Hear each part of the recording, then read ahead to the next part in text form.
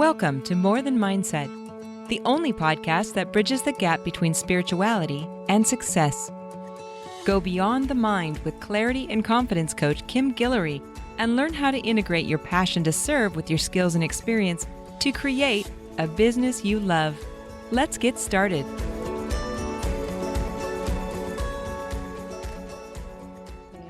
Hello. Alrighty. The last episode, we talked about Wellness Week and the different paths to self-healing. And for this episode, I'm talking about the messy middle, which is what happens on that path that we often don't talk about. And there's good reason for not talking about it because you feel a little crazy. It is messy in the middle. And by the middle, I mean, you are no longer there where you were, but you haven't gotten there where you're going. And what took you here may not take you there. So I think about when I wrote The Punchline Approach, and that book was basically, how did I figure out how to want to live? How did I raise 5 kids? How did I stick it out for, at that point, it was 20 something years, being married, being in business and all of these things. And I was like, I must know something. And so I asked myself that question, like, how did I figure this out? And that is where the laid out path came from, which is, it's universal. It could be used in any situation: health, wealth, relationships, money, business.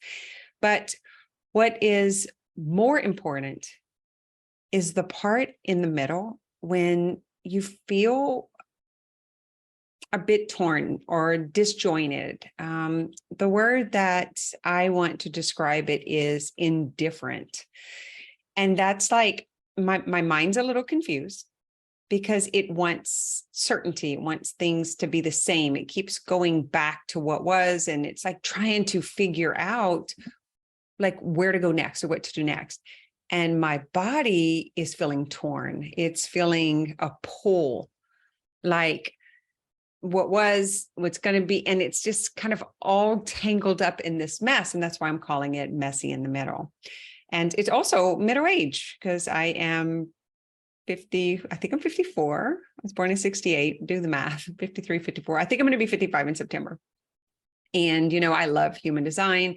I'm a 6'2" emotional generator off the roof, which is messy by itself. So off the roof means that you've had these life experiences. You've been through 2 phases. The first phase kind of feels like life happening to you. The second phase is figuring out what just happened, like coming up with solutions so that never happens again, or so that you can help other people if it happens. And phase 3 is a state of being. It's just beingness, natural beingness. Well, what? That's what my mind's like. What? How do you do that when you've spent 50 something years people pleasing and doing what everyone else says and following instructions and directions and leaders and mentors, and there was always someone directing or correcting. And this is more like just being what I am, being what I know, being natural. And that's why it feels so trippy. Like I am not on any kind of substance, but I do believe it feels like I am on a trip. And I'm very transparent about it. I talk to my clients about it. And this is not new to me. So I have been through this experience before, as I shared in the book when I talk about kind of being stuck between 2 worlds. And I've had at least 4, maybe 5 pretty prominent experiences that I could probably write a book on each one, because they were deep and they were weird. And there was no one in my environment to like tell me what was going on. That's the weirdest part about it, is there's no one to look to who has experienced it or who can guide. It feels like an inner pulling. It feels like a summoning, like, or an initiation into a new phase. I'm curious, have you ever been through this experience? Have you ever wondered, like, what the hell is going on? and where is normal, because this does not feel normal. It's almost like an out of body experience, but I'm very grounded. I have like 100 clients I'm serving. I have a family. I was at a family gathering yesterday. I'm doing the everyday things. So that part is, I think, another aspect of it that feels really weird is I'm moving through the world and I am very present, but I'm very present to this, I'll call disruption, this messiness. And I'm not trying to fix it. And I think that's what's making it different is in the past, I tried to fix it. So if I had low energy, I took something to like pick up my energy. And if I was feeling like anxious or nervous, I took something to come down. And so I have used external forces to regulate my way of being. And I am not doing that. I'm just here in this very raw, watching it, not reacting to it, and taking note of what's happening, sharing my experience, and not like losing it. It kind of feels like I'm losing my mind. So it's part of the human design experiment. Like I didn't take that lightly when I wanted to try it. And it's all about strategy. If you just followed your strategy. So if you just waited, I talked about this a few weeks ago on the show, it's like waiting. If you can just be you, do what you love, do what your body wants, and wait for something to respond to, wait for an invitation. Just like the waiting is the part that the mind does not like. It does not want to wait. And it wants to know everything. And there is no knowing. I don't know because I haven't seen this. I haven't experienced this. And there's no one I can follow that can show me. So messy, very, very messy. I'm wanting to know about other people's experience. If you've actually chosen to live through Gene Keys and human design and really getting to know your authentic self and be in that, like naturally you in your divine essence of being, or if that just sounds like Fruit Loops. Curious to hear. I have a pretty great community, very supportive, and they get it because they also have decided that they want to live as themselves. They don't want to be governed and conditioned and told what to like, what to do, how to be. And we're kind of over the whole over giving, people pleasing, trying to make everyone like me. They need to approve. I need to make sure that I'm saying the right thing and wearing the right thing. That it's just over. Simply put, it's just over. And this weirdness is a bit trippy. It's a bit scary. And I feel very connected to life, to God, to like I am Christian based, you could say, like I am a believer. And I feel very clear about that knowing and that safety and what it's like. I'm in this kind of grace period of trust.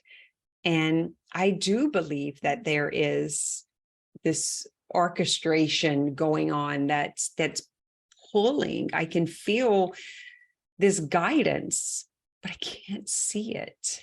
And I can't read it in a book. And I can't explain it really. I just know it. Like I'm super clear about it. I'm getting in my van.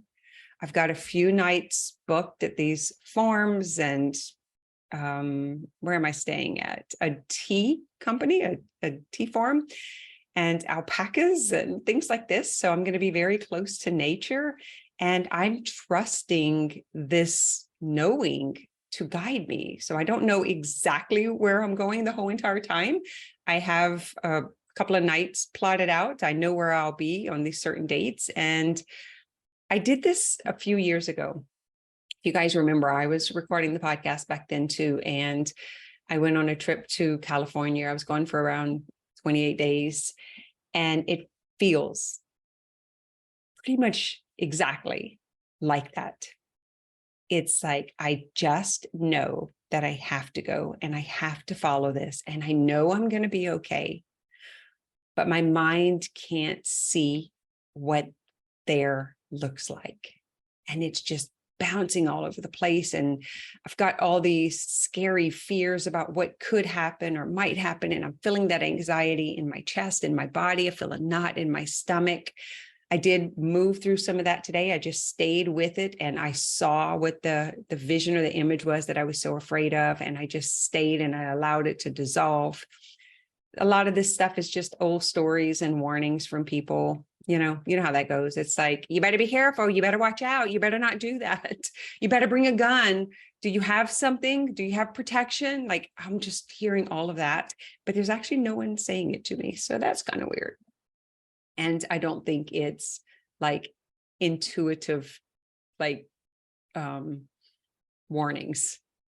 It sounds very much like a real person trying to scare me. It sounds like my husband, sounds like my kids, sounds like friends. Matter of fact, my daughter-in-law, I think, was one of them that said it yesterday. I was like, will you guys support me instead of trying to scare me? So that is what's happening in my world. I guess I'll be recording from the road. And as I make the discoveries and really understand what it's like to be, to truly just be. And I think the thing that my mind tells me is like, I'm not responsible. I think that's coming from my husband. And like, there's certain priorities or there's these duties that I need to be doing. And I'm like, no, like I am responsible. And I've been taking care of myself for a long time. So that dissonance is a little nutty. All right. I probably shouldn't be recording this public because it could be used against me. Anyway, tell me about your transformations, your changes. Come into the More Than Mindset Facebook group and share your experience. I would love to know if you understand this, if you've been through this, there are several iterations of you that have come to be. I remember this happening when I was around 19 years old, and then again, 29 years old, or 40 years old for sure. I remember that when it was really significant. 48 was another big year that I actually had a lot of physical conditions that came up in most of those times. So there's a part of me that is really trusting, and I know I'm going to be okay. And I know I'm not being guided or misdirected, that it very much feels like a summoning or a pull, like come this way, come and experience this, and evolving. I remember going on that trip, how scared I was, but I came back a different person. I better understood myself. I better trusted myself. I'm way calmer. I used to be like crazy all over the place, doing a whole bunch of things, always forcing and pushing and struggling and suffering. I'm not suffering. If I suffer, it's because of the scary stories that my mind is telling me about what might happen or worst case scenarios and that sort of thing. And I'm really taking care of myself on a mental and emotional basis, like taking care of those needs, doing mindset and also emotional processing and feeling the experience.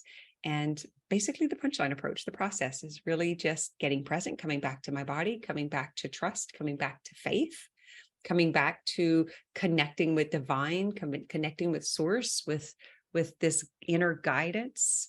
And it's a very sovereign way of being that's not coming from the mind, but that's coming from my heart, from my belly.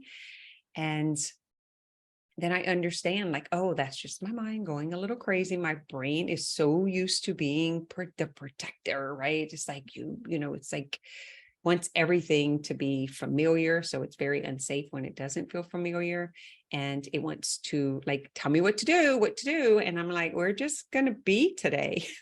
It's like, what? So really understanding that so that I can reframe it and I can actually just stay in the being instead of hopping out and going into some older behaviors and habits that weren't serving me, which is overgiving, overdoing, overeating, overspending, all of the over things, right? When we get into these extremes. And so this is not like I'm just sitting here doing nothing. It's actually not like that. I am actually very active. I am working. I have a team. I am training my team. We have a wellness week coming up.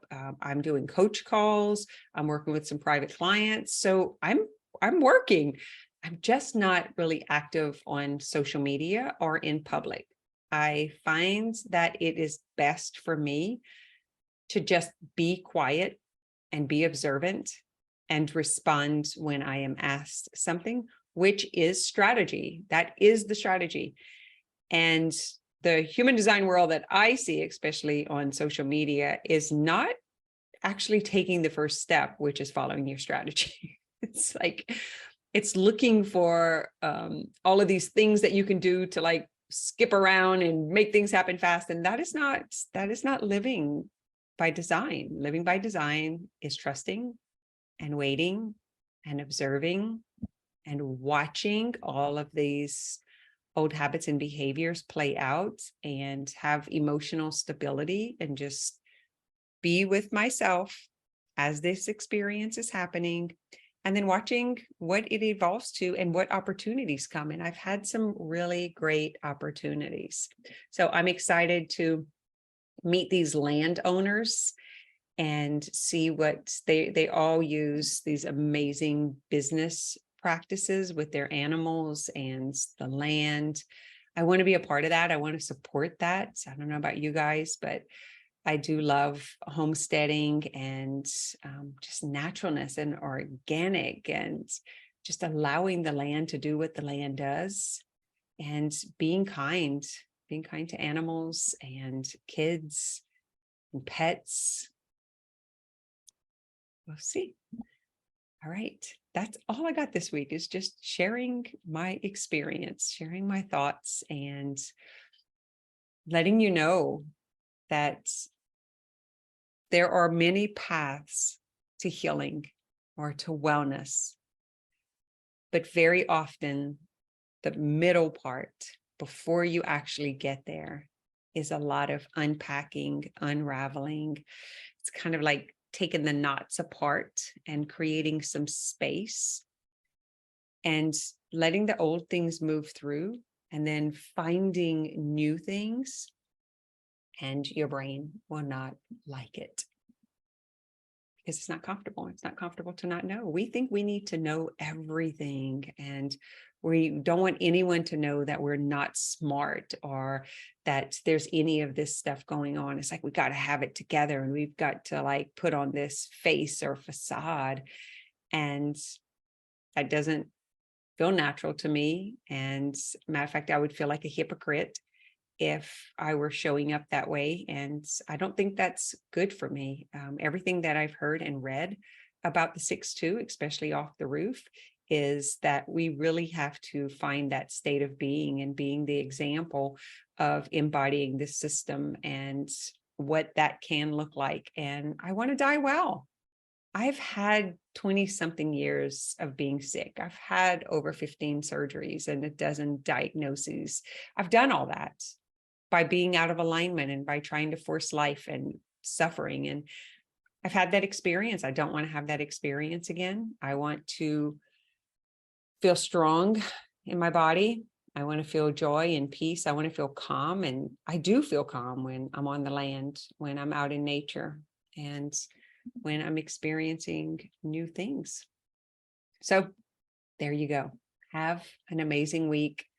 If you have friends that are having a messy in the middle time that you want to share this with, feel free to share, send them to the podcast, to YouTube, wherever you found this at. Come into the More Than Mindset Facebook group. For sure, register for Wellness Week. That is going to be 5 days. And we're going to talk about the path to health, really living optimally, vibrantly, vitality, like not just existing, but thriving. And we're going to talk about doing that through relationships, through food, through mindset, and also through abundance. Like, what are your beliefs about money? Because let me tell you something. The thing that's most important to me is that I continue to have experiences and that I serve the world in a way that feels good to me, which is through my coaching business. And I had to come to terms with my beliefs around money or about limitations. And I believe that living in abundance is the way to satisfy our purpose, because we need the resources. We live in a material world. If I'm going to get in a van, I'm going to have to put gas. I'm going to have to pay for the vehicle. I'm going to have to pay for food. Like, we live in the material world. And so we need money, and we've got to get over these old scarcity beliefs and some of the conditioning that we've heard about money and all of that stuff. We really, or not having enough money or being in competition for money. I had to heal that stuff. And guys, it took a long time. So I'm going to be talking about that. And we'll also be talking about relationships. Like, that might be a question for some of you. How can I dare do this if I have 5 kids and 12 grandbabies and I'm married? And who does that, right? Because some of the conditioning has said that is wrong or bad because you're supposed to do it a certain way or you are wrong, right? This black and white thinking. And actually, that's not true. You can have a trusting relationship. You can have a vibrant and intimate relationship by being yourself. And if you can't, then you're really not in relationship with yourself anyway. And so who's fooling who? You know, they're not even in a relationship with you. They're in a relationship with you faking or pretending to be someone else. So that doesn't feel great. You know what I mean? All right.